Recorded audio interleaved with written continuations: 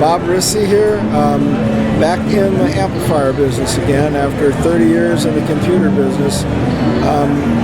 My story is pretty simple. I'm a very fortunate man. I'll start off, which I always like to do, by saying I will be married 52 years in June. And I'm the first one to say that family life and having a great wife makes a huge difference in your life. So I was very fortunate. When I was 20 years old, I was hired by Leo Fender personally and went to work at Fender Musical Instruments in the quality control and light design, and they then moved me into the lab and I did full design on amplifiers at Fender from basically 1961 to 1967. So those were great years. I learned a lot from Leo. First thing is, listen to what musicians have to say and build things that musicians want. Don't try to build things that you like. Make sure if they like them, I like them. And he also taught me quality control and simplicity.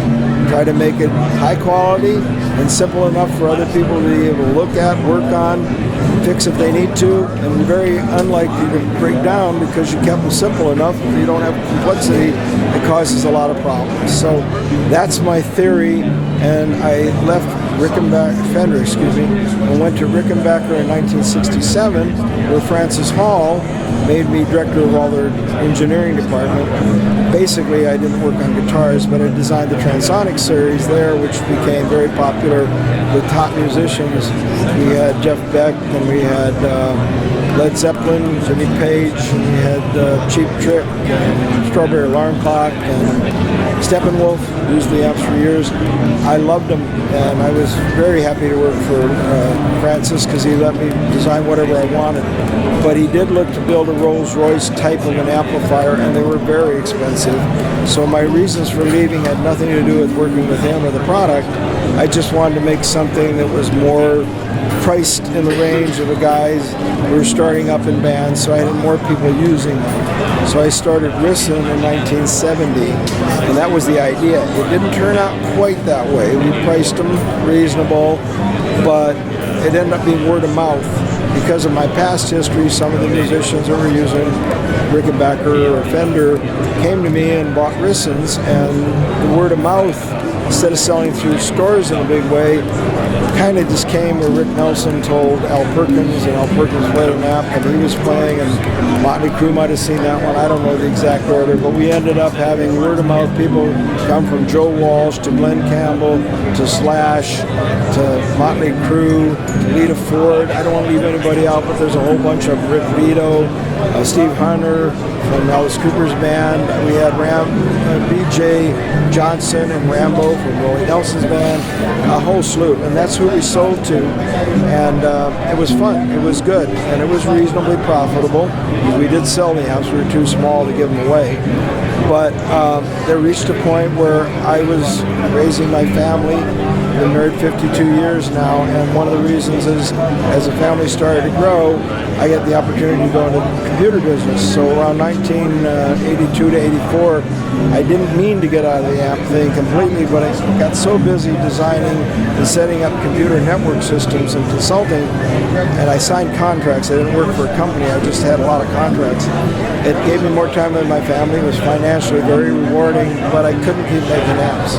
And I'm sad about that in some ways, but happy because it made for a better family life.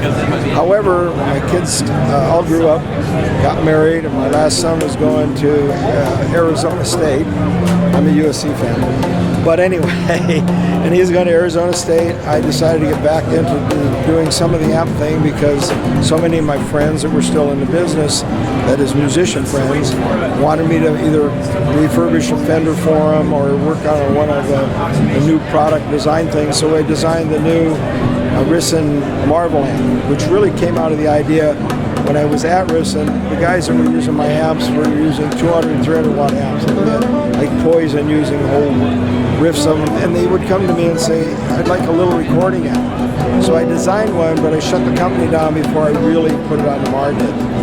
And I found out later that one of the prototypes ended up in Indigo Ranch Studios, which burned down since, so the records are gone, but I was told it was recorded on many, many albums to get a good You know the brand, English amp. I don't want to say the name. But anyway, that kind of a sound, and they used it in place of that English amp, and it did a good job, I guess. So when I went back making them, that's what I started with. And I put the first ones together, and they sounded great. I loved them. They were fun to build. And I started selling those, and that led to people saying, in reverse, well, could you make a 40-watt amp? So Al Perkins was my first person that really wanted a 40-watt version. We called it the AP40, and that's because AP is Al Perkins or amp power.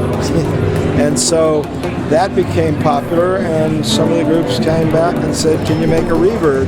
So I decided to make a reverb like I was working on in the 60s at Fender. So we now have the new reverb. And Daryl Mansfield came along and said, geez, I love these tweed amps. Could you make one that would sound better for harmonicas? So I designed the DM8 and the DM10, which stands for Daryl Mansfield 8 and 10. To be harp amps, but they happen to be a tweed amp, similar to the best tweed amps that are 10 and 8 watts. So they're great for acoustic guitar, and they're great for that Glenn Frey Eagles overdrive sound. It's just natural. One volume control, chrome chassis, pine box. They're finger jointed, and they have Jensen speakers in them. And I love making them. And again, it's different from the big amps, but they have their own little unique sound. I love all the amps. It's like having your kids. You love one, you love them for one thing, and one other one does something else. You love them all the same, but it's different reasons that you see, you know, the results and the things that God's talents have given them and where they use them. The same with these amps. The final amp that we're introducing today, if you get a shot of it, is called a Cyclone 100, and that's a 100-watt version of a kind of a, off of the British kind of a sound amp. Plexi is a good word that they use all the time, and this amplifier is in that realm, but has a little more overdrive. And we made an amp that was called a Cyclone 150. We got the nickname the Clone. We also made the 200-watt LTA.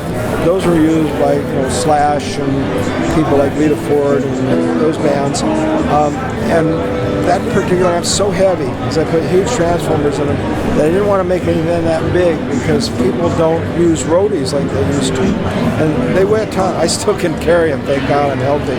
But I look at it and I make the joke, who is a jerk that designed anything that weighs this much? Well, it was me. And that was worth it then. But today I'm trying to make something 100 watts that's reasonable to carry around. Pick it up, it's kind of like a bandmaster or a bassman type of amplifier. And, but it has the same circuit. And I end up modifying a lot of those 200-watt amps down to 100 watts anyway, switching them down to a 2-tube output and putting a switch on people. And they tell me that's all they use them at, so I hope not to build anything bigger than this 100-watt amp. But it sounds great. We build everything here in the United States. We use parts as much as possible from the U.S. and or Europe and Canada and so on, but the transformers and stuff are all made in the USA. Chassis are all made here. The boxes are all made here. I'm even making an amplifier which has nothing but point-to-point wiring. There's no board, nothing. It's like the old 40s Gibsons and stuff where it kind of looks like a spider web inside. But they were good quality, and as long as you kept the parts away from each other, insulation was better that way than any. But it is labor-intensive, and you have to have somebody kind of sharp to make sure they don't make wiring problems. It's not assembly line. These, the same thing, they're on an eyelet, you can twist them and so on. All of our amplifiers in the guitar line are made with a eyelet board and as many vintage parts as I have from the company when I shut it down, as well as American-made products like I was saying, or European products. And just want to kind of show the construction. Everything's made so it's serviceable if you have a problem, but less likely to have a problem because of the way it's made.